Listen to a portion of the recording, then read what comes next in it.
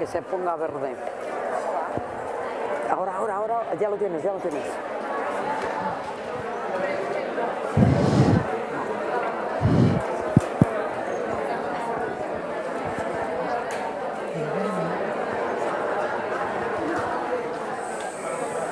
Bueno, muchas gracias a la profesora Sean Soto por su disertación exhaustiva pero muy didáctica.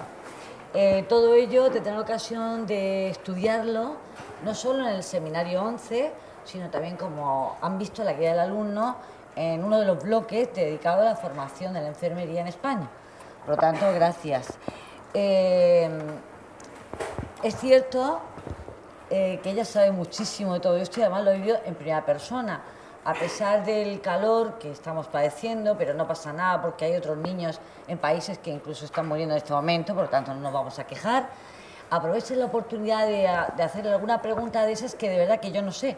Yo me dedico más a los archivos, ella lo sabe, pero ella vive en primera persona todos estos acontecimientos y los ha vivido y ha luchado por estos acontecimientos que, como pueden ver, hacen que ustedes ya comprendan que han elegido una carrera que lleva muy poquitos años en la universidad en España y en algunos países de Europa ni siquiera está. Y esto es importante y yo creo que mejor que usted, Alemania, se lo contaba el otro día, mejor que usted, mejor que ella, nadie nos lo ha podido explicar porque lo ha fundamentado en, como siempre hablamos, lo ha fundamentado en fuentes normativas, pero bueno, se puede fundamentar a través de otro tipo de fuentes archivísticas. Esto es bueno que ustedes lo tengan claro, que el camino ha sido difícil. El año que viene es un siglo de la regulación pedida por una orden religiosa. Un siglo nada más y ya de la universidad pues muy poquito, ¿no?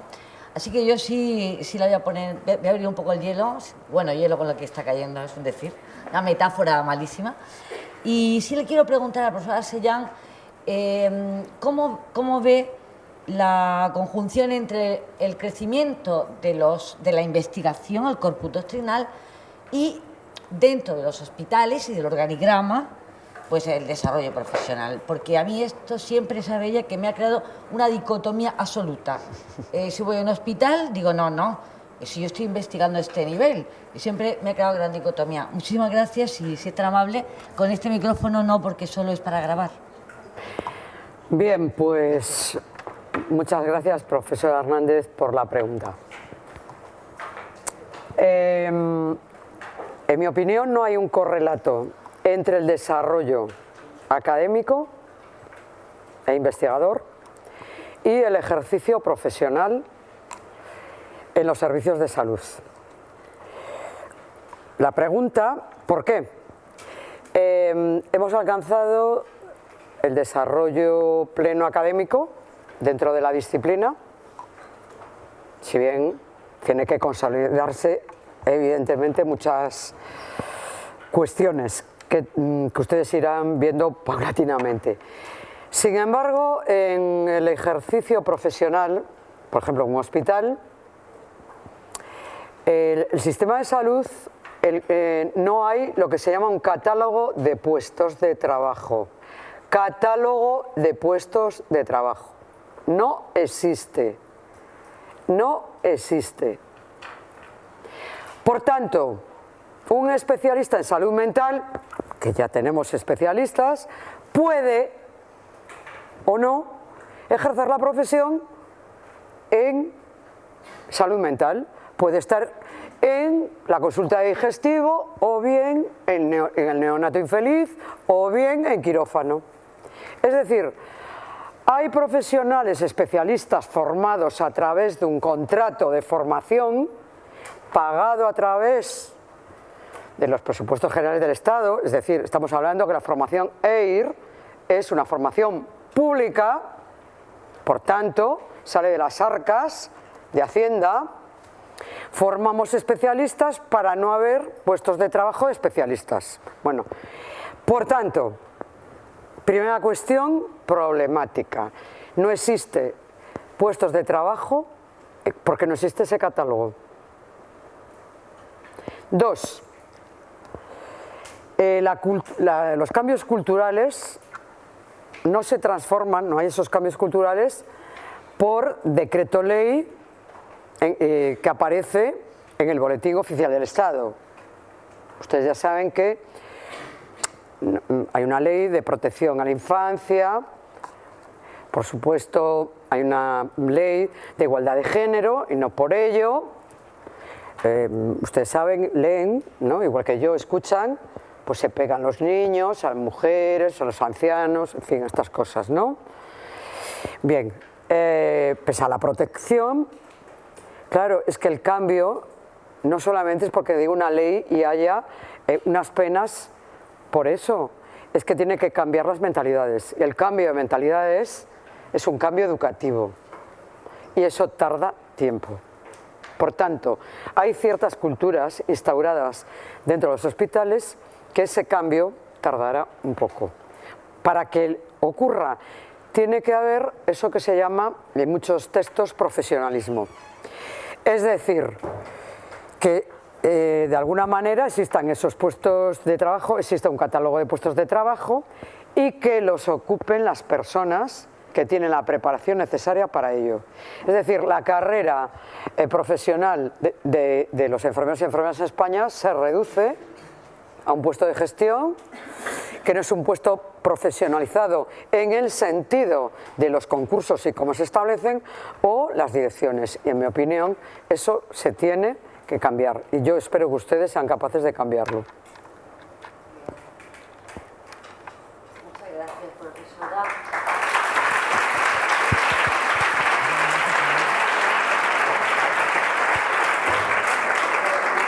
Bien, ¿hay alguien de ustedes que quiera formularle una pregunta? Sí, pues pasen el micrófono, por favor. Aunque usted no se oye para que se grabe.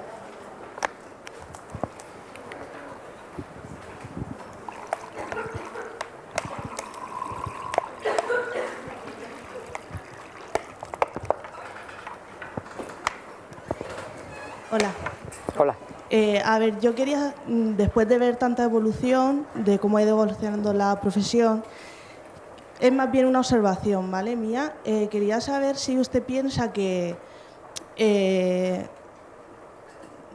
como formación la carrera está en su punto más alto, pero sin embargo socialmente es posible que esté en su punto más bajo, por todo lo que está pasando. Todo el mundo sabemos que cada día hay menos enfermeros en los hospitales, más carga de trabajo, menos derecho del trabajador y quizás más derecho del paciente, del familiar.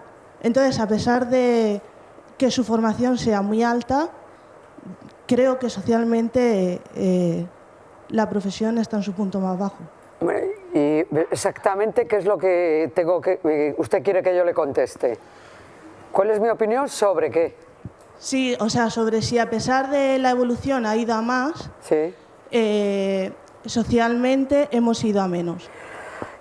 Mire, yo francamente creo que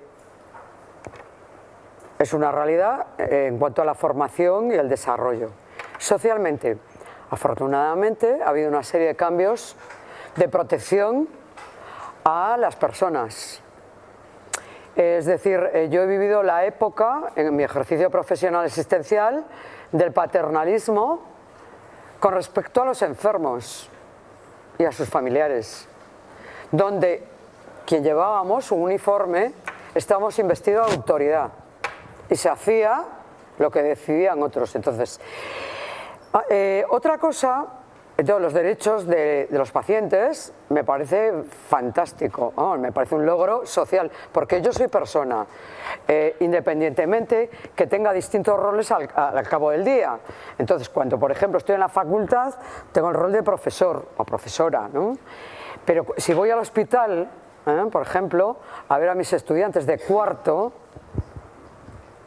y estoy en un hospital donde además he ejercido la profesión, claro, me ven como una colega enfermera, ¿de acuerdo? Y en ese sentido, a mí me parece estupendo que las personas, o sea, quiero decir, estoy en mi rol en ese rol. Pero cuando yo voy a una consulta, no voy en el rol de profesora ni de enfermera, voy como usuario o paciente, como les quieran llamar. Y por tanto, tengo una protección legal que de alguna manera me va a ayudar ante determinadas cuestiones. Por tanto, yo en primer lugar soy usuaria de los servicios de salud en España. Ante todo soy persona y según cada momento de mi día juego distintos roles. Por tanto, toda protección a las personas me parece bien de entrada, no solamente bien, sino que aplaudo. Ahora bien, con mucha frecuencia confundimos los derechos y nos olvidamos de las obligaciones. Y en ese sentido, hay personas que han aprendido lo siguiente: montan mucho ruido para obtener otras cosas. ¿De acuerdo? Si va por ahí la pregunta, le estoy contestando también. Quiero decir, puede que socialmente la enfermería nunca, en mi opinión, o las enfermeras, mejor dicho, las enfermeras, han sido vistas, y la enfermería, como una profesión fácil de estudiar, corta de duración, con buena salida profesional, donde además unos me mandan y yo hago, y la responsabilidad es de otros.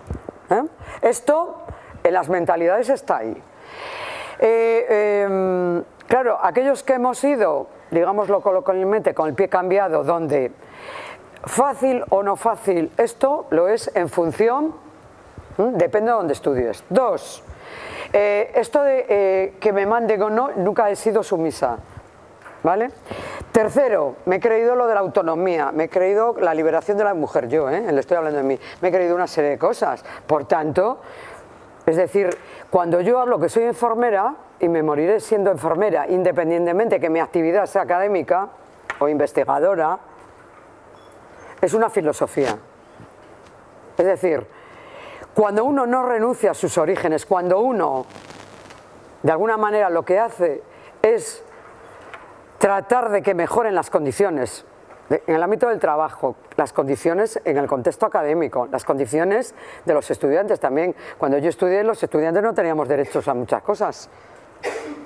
¿De acuerdo? Y hoy en día ustedes tienen derecho, el sufragio universal en las universidades, tienen derecho al voto. Que sepan ustedes que en muchos países los estudiantes no votan en el siglo XXI.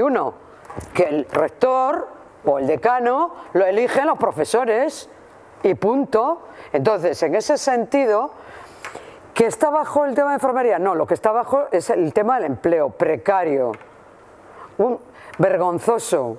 Exportamos, Alemania por ejemplo, que las enfermeras están en la universidad, exportamos ingenieros y enfermeras y todos están contentos. O sea, estamos en un país que tendría que planificar cuántos egresados y en qué titulaciones se necesitan, haciendo un plan estratégico, no lo que está ocurriendo.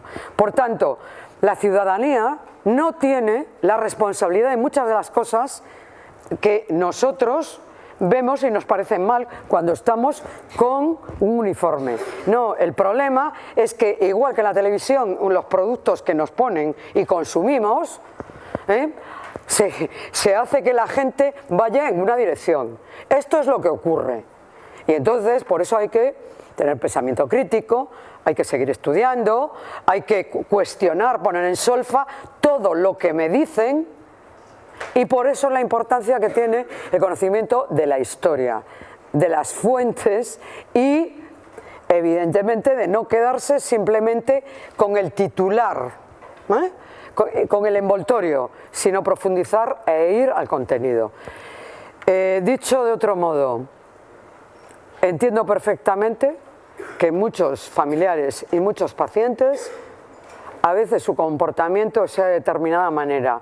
Lo que hay es que explicarle la cuestión y no enfadarse, porque a lo mejor si nos ponemos eso que tanto ustedes oirán hablar dentro de la facultad de la empatía, hay que ser empáticos, es decir, ponernos en el lugar del otro, ponernos en sus zapatos, hay que practicarlo.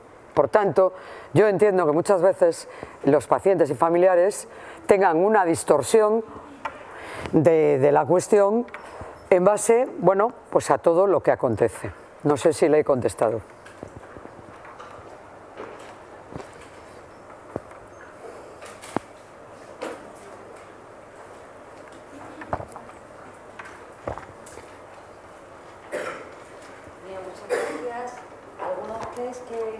Gracias por su intervención. ¿Alguien más?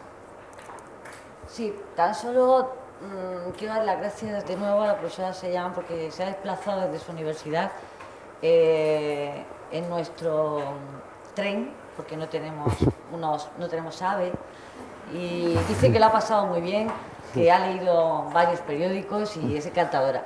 Luego ahora la vamos a sacar, si os parece, mis doctorandos y yo misma, tomar por ahí algo y que conozca algo más. Ha visto nuestro campus también, no penséis que todo ha sido esto.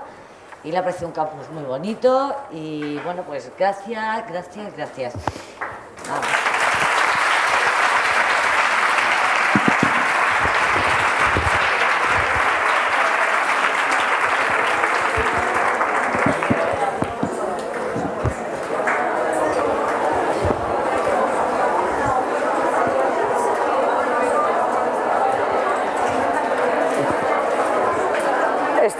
Es que no se puede hacer más dinámico.